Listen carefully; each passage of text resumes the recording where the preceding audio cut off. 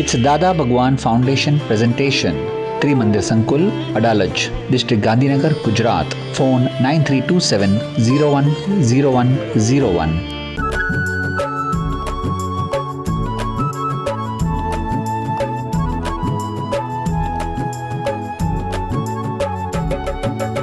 આનંદમાં સૌ રહીએ સમજીને સાચું જ્ઞાન, ક્ષણે ક્ષણને જીવીએ ભૂલી જઈને ભૂતકાળ પામી સમાધાન સૌ મૂંઝવણોના. દુઃખો ભાગે જોઈ અમને હસતા, ટેન્શન નહીં કોઈ કચકચ નહીં કુમારીથી જીવીએ. હે આનંદમાં સૌ રહીએ સમજીને સાચું જ્ઞાન, ક્ષણે ક્ષણને જીવીએ ભૂલી જઈને ભૂતકાળ. કૈલાસબેન લીડ્સ, પછી વિમળાબેન મિસ્ત્રી, સિમંદર સિટી. ને વિમળા છે કે ઉર્મિલા છે? ઉર્મિલા મિસ્ત્રી. જય સચ્ચિદાનંદ પૂજ્યશ્રી. બોલો. ગઈકાલે લખેલું છે અંદર. હે અંદર લખેલું છે. હા હા, આપો એમને વાંચવા. Take this, give it to her. આ પ્રશ્ન આપો, શાંતિથી વાંચીને કહેજો. ગઈકાલે ઉષાબેન કહેતા હતા ને કે દર્શનાવરણીય ને મોહનીય આવરણ આવે તો મહાત્માઓ જ અંદર અંદર પૂછતા હોય, બધું અંદર પૂછે તો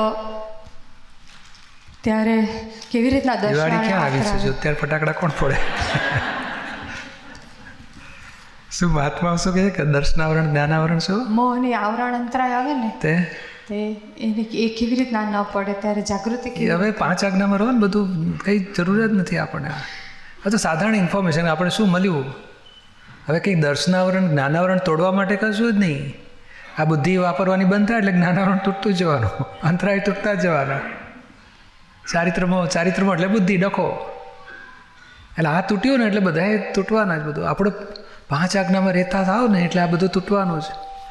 અને ખરેખર ઉદય કર્મ ફળ આપવા માટે આવે છે, અંતરાય કર્મ ફળ આપશે અને પછી ફળ આપીને જશે. આપણે કોઈને દોષિત ના જુઓ એટલે ખાલી થઈ ગયું, દોષિત જુઓ એટલે પેન્ડિંગ રહેશે થોડો ભાગ. આપણો સહેલો રસ્તો છે આપણો.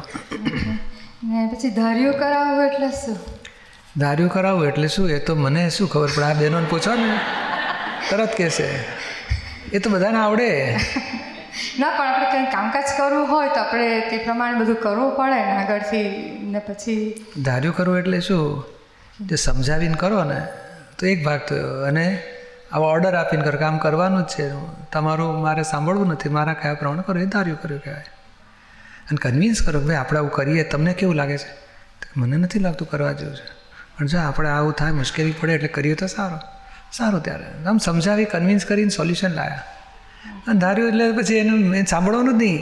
અને ખરેખર તો એને વિચારવાનો ટાઈમે ના આપે, ત્યાર સુધી પતાવી જ નાખે. એનું ધાર્યું કર્યું કહેવાય. ઓકે, જઈ શકે. અને આપણે કરેલું હશે ને કોઈક દાડો? બધું જોવું પડે હતું અંદર. શું જોવું પડે? અને બધું પતિને પૂછ્યા વગર કરી નાખે કે નહીં કેટલીક બાબતો. અને પછી એને સમજતા નથી એવું લાગે કે નહીં તમને? લાગે. તે સમજતા નથી કેમ લાગે છે? એનામાં જ આપણું ધાર્યું કરવું છે એટલે એને બાદ જ કરી નાખે. એનો વ્યૂ પોઈન્ટ લઈએ તો પછી એ વાંધો ઉઠાવે ને પછી આપણું ધાર્યું અટકે ને. એ લોકોને ઘણી વાર ખબર ના પડે એટલે આપણને આગળથી બધા આગળથી એ બધું એમનામ ધાર્યું કર્યું. એ બધું ધાર્યું કર્યું. ઓકે, એને ખબર ના પડે નહીં. એ તમારા કરતાં મોટા હોય કે તમે એમના કરતાં મોટા હતા? એ મોટા હતા ને. પણ ઠંડા રહે, બોલે નહીં કંઈ. ના જ બોલે ને, કારણ ડાપણવાળા હોય, ઠંડા રહે. આ તો ઇમોશનલ. પણ આમાં કેવું છે, બેલેન્સ રાખવાનું હતું. પૂરક એટલે શું? એકબીજાની ખૂટતી કડી જેવું. પણ આપણે વિનયમાં રહીને, જેમ તમે કોઈ કંપનીમાં, આ તો દાખલો આપો, ઓફિસર હોય મોટા, આપણને ભાડે રાખ્યો હોય, ભાડે જ કહેવાય ને, એ નોકરી કરતા એટલે ભાડે રાખ્યો કહેવાય ને. ભાડે રાખ્યા આપણને, પછી હવે આપણે 5 વર્ષથી એટલે વર્ષથી કામ કરતા હોય, આપણને બધું ઝીણું ખબર હોય.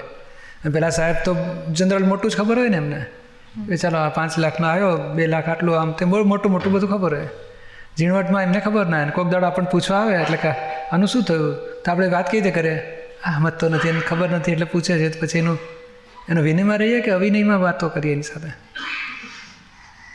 કારણ આપણે પગાર આપે છે, આપણે મોટો કેવા વિનય સાહેબ આપણે છે ને, આપણે આ કંપનીમાં આટલો માલ, આ માલ છે ને આમ બહુ વેચાતો નથી એટલે બહુ પ્રોડક્શન માઇનસ કરવા જેવું છે, આની બહુ ડિમાન્ડ છે. પણ આપણે કેવું વિનયમાં રહેતા હોય, કારણ એની બોટમ એને ગ્રાઉન્ડ લેવલે તમને વધારે ખબર હોય, એને જનરલ બધું જ ખબર હોય મોટામાં. એ લાખોનો વેપાર કરતા હોય, આપણે તો પરચુરણ વેપાર કરતા હોય દુકાનનો. અને એ જે હોય ને એમને ખબર હોય તો આપણે વિનયમાં રહીને વાત કરતા, કારણ આપણો પગાર એની પાસે લઈએ છીએ. તો એ વિનય આ તો આવું વિનય રાખવા માગીએ છીએ ભાઈ, જેવો હોય તેવો આપણે ધણી તો ખરો કે નહીં? તો એ વિનયમાં અને આ છોકરાને બાપે ખરો કે છે, એ બધું વિનયમાં રહેવું પડે આપણે. આ તો સમજવા માટે. એટલે ધાર્યું કરવાનું ક્યાં થાય છે એ સમજતા જ નથી, એટલે પછી એને પૂછવાની જરૂર નથી.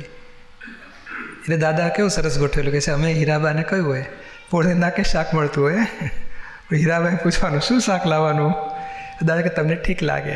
પછી બા જાય શાક લેવા, શાક લઈને આવે રોજનું. હવે રોજમાં શું પૂછવાનું? તો 4 દાડે 5 દાડા પછી એકાદ વખત ના પૂછે ને એટલે દાદા પછી કારેલા કેમ બનાવ્યા કે છે કે તમે રોજ હું પૂછું છું, તમે કહો તમને ઠીક લાગે એટલે આજે મને ઠીક લાગે લઈ આવી. તો કે નહીં, તમારે મને પૂછવાનું અને હું તમને કહીશ ઠીક લાગે. કારણ જો પૂછ્યા પછી દાદાગીરી કરે ને એ ધણી પણ જાય એનું, એ ડખો નહીં કરે. અંદરથી એમ બતાવે કે આપણે પૂછીએ બધું કહીએ તો પણ જવાબ નહીં આપે, તો પછી હા એટલે એવું બધું બેલેન્સ રાખવું પડે બેવનું. દાદા આવું ગોઠવેલું એટલે દાદા કે તમારે પૂછવાનું અને હું કહીશ તમને ઠીક લાગે. અને કોક દાડો ઈચ્છા થાય તો કે ભાઈ આજે જરાક પરવર મળે તો લેતા આવજો, નહીં મળે તો ચાલશે કોક દાડો, પણ આવું ડખો નહીં, રોજની ડખો નહીં.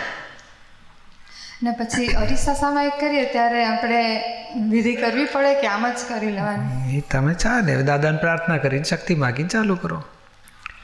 આ તો હાવ ફરફર થતું હોય ને, સ્થિરતા જ ના આવતી હોય ને, ને એમ ઘરમાં કેમ ઝપટ ઝુપટ ઘસ ઘસ સાફ ચોક બટ આમ પછી સ્થિરતા જ ના આવે. સામાયિક કરવી છે તો પેલું રહી ગયું, પાછા ઊભા થઈને કરતાવી આવે, પાછા કે નહીં આજે સામાયિક જ કરવી છે.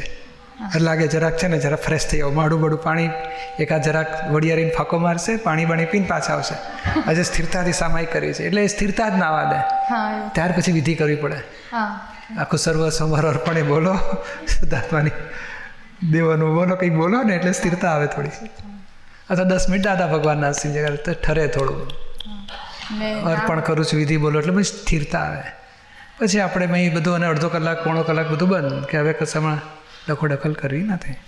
ને નામ સ્મરણ ને વિધિ ને બધું કરે ત્યારે બી બધું નામ સ્મરણ બધું પ્રાતઃ વિધિ ને બધું કરે ને ત્યારે બી વાર બહુ લાગે. નામ સ્મરણ ક્યાં આવ્યું એમાં? આપણે પ્રાતઃ વિધિમાં છે ને પ્રાતઃ વિધિ ને નમસ્કાર વિધિ, એ બરાબર છે. ત્યારે પણ બીજું બધું બતાડે આગળ, એ તો બતાડે એટલે આપણે શું કરવાનું, વાર લાગે વધારે. નહીં કાગળ લેવાનો, ભાઈ કાગળના અને પાછળના કયા કામ બાકી છે? તો કે 3. હવે અત્યારે અડધો પોણો કલાક વાંધો નથી ને? તો કે ના, એ ફર્સ્ટ ક્લાસ મન બુદ્ધિ ચિત્ત અહંકારને થોડું સમજાવી પટાવીને સ્થિર કરી અને પછી આપણે વિધિ પતાવીને પછી કે હવે તમારું કામ પતાવો. આ ગોઠવણી છે બધી. પણ આપણી જાત સાથે કેમ ગોઠવણી કરવાની ફાવતી નથી? કારણ આપણે કોઈ વ્યક્તિ સાથે ગોઠવણી કરી જ નથી, ધાર્યું જ કર્યું છે. એટલે પછી એડજસ્ટમેન્ટ લેવાનું સૂજે જ નહીં ને. સાચી વાત છે, અત્યાર સુધી એવું જ કર્યું છે દાદા. એટલે તો ઠપકા સામાયિક કરવાની શક્તિ ના, ઠપકા કરવા નહીં. આપણે ઠપકોની માથાકૂટ જ નહીં કરવાની, સમજાવીને કામ લેવાનું. હવે ઠપકાનો સમજાવે પણ સમજાવી દે. સમજાવે એટલે શું? પ્રકૃતિ એ ભમરડો વર્તન એ બતાડશે, આપણે સમજણ બદલી નાખવાની કે આવું ના હોવું છે, આવું હોવું છે. એ સમજણ જાગૃતિ રાખો બસ. અત્યાર સુધી ફાઇલ નંબર 2 ને જ બધું કહેતા હતા અને હવે ફાઇલ 1 ને કહો હવે તમે. હા, જય સચ્ચિદાનંદ. ચાલો ઉર્મિલા, આરતી. જય સચ્ચિદાનંદ. ક્યાંથી બોલો? બોલો દીપકભાઈ, આપણે અત્યારે તમે કીધું કે જ્ઞાનને ચોંટવાનું છે, પણ અમને એવું થાય, એટલે ઉર્મિલાને એવું થાય છે કે તમારી પ્રત્યક્ષ ફિઝિકલ હાજરી ગમે, નિરૂમા હતા ત્યારે એમની હાજરી ગમે, અને અંદર ડીપ ડાઉન એવી એક વૃત્તિ છે કે વધુ ને વધુ મળે તમારી હાજરી. પણ જ્યારે હાજરી હોય ત્યારે એ જ્ઞાનનો લાભ લેવાનો છે. તમારા પ્રકાશમાં જે જ્ઞાન નીકળે છે તો એનો લાભ લેવા કેવી રીતે વધુ આમ દાદા જેવું કહેવા માગે છે એવું જ્ઞાનમાં રહેવું છે. એટલે 2 બાજુ ઘર્ષણ છે અત્યારે એક બાજુ આ વૃત્તિને એમ લાગે કે થોડી સંસારની વૃત્તિ છે અને ઓલી બાજુ એને જ્ઞાનની પણ ભૂખ છે, તો કેવી રીતે આ તો રાખવું? સ્ટેપિંગ જ છે ને.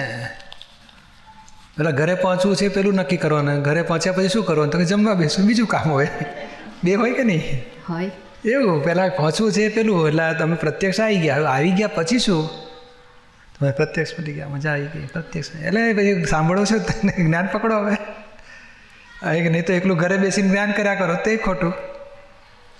એટલે બેવ બરાબર છે. આપણે પ્રત્યક્ષ આવી ગયા, હવે આપણે વિજ્ઞાન સમજ કરવા માટેનો સાંધા મેળવતા જવાનું. કહો આ કઈ બુદ્ધિની વાત નીકળી તો આપણે સાંધા મેળવો, જાગૃતિની વાત એમાં સાંધા મેળવો, શુદ્ધાત્મા જવાનો ઉપયોગ એમાં ગોઠવો.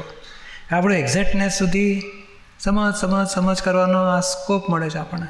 પ્રશ્ન કોક ના હોય તો આપણને ગેટ બેસે કે આ આપણે આવું ખૂટતું હતું, હવે સમજાયું આ.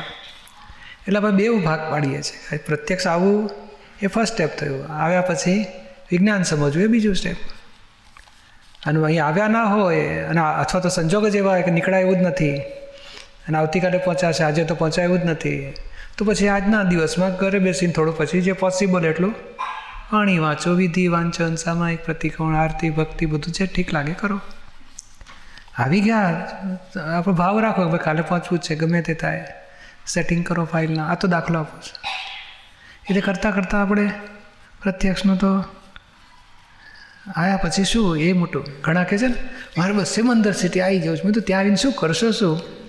તો કે ત્યાં આવીને બસ ખૂબ હપ્તાવાણી વાંચીશ, પછી ખૂબ દાદાની ભક્તિ કરીશ, વિધિ રોજ કરીશ. તમે તો અહીંથી શરૂ કરો. એટલે બેવ બરાબર છે. ત્યાં પહોંચીશું, પણ પહોંચ્યા પછી જે કરવાનું એની શરૂઆત તો કરો અહીંથી. એટલે ઠેઠ મોક્ષે જતા સુધી તો પ્રત્યક્ષની હાજરીની તો જરૂર જ છે, પણ ઓલું જે વધારે ઓછું પડે છે એ ભાગમાંથી નીકળવું છે. નહીં, એનો એ વાંધો નહીં, પણ કોઈના દોષ નહીં કાઢવાના. એ વધારે લઈ ગયા ને મને ના મળ્યું એમાં કચકચ ના થવી જોઈએ. અથવા ના મળ્યું તો કોઈની ભૂલ નહીં કાઢવાની. આ તો મળ્યું તો પછી બીજાને કહીને આ લોકોને કશું મળતું નથી, અંતરાય કર્મ કેટલા પાપના ઉદય હશે, અમે ખૂબ મળે છે, અમે કેવા પુણ્યબા, એવું બધું કશી કમ્પેરિઝન કરીને સારું ખરાબમાં પડવું નહીં. આપણે કામ કાઢી લેવાનું છે.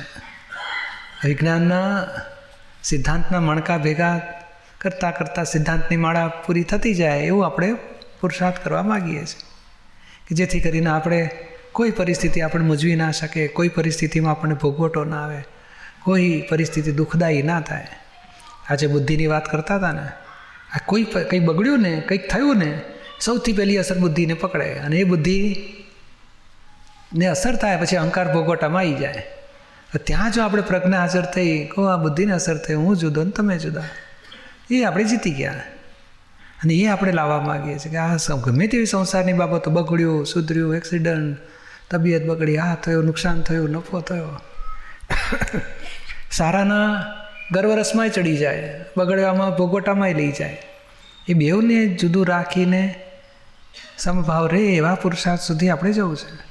ગમે તેવી સંસારના પ્રસંગો બને પણ અંદર અડેની અસરો ના થાય. અપમાન, નુકસાન, મોહ, છોકરા છોકરી બધાની અસરોમાં આપણે અડે એટલે હજુ આપણે કચાશે, એને પછી રીસેટ કરો. It's Dada Bhagwan Foundation presentation. Trimandir Sankul, Adalaj, District Gandhinagar, Gujarat. Phone 9327 010101.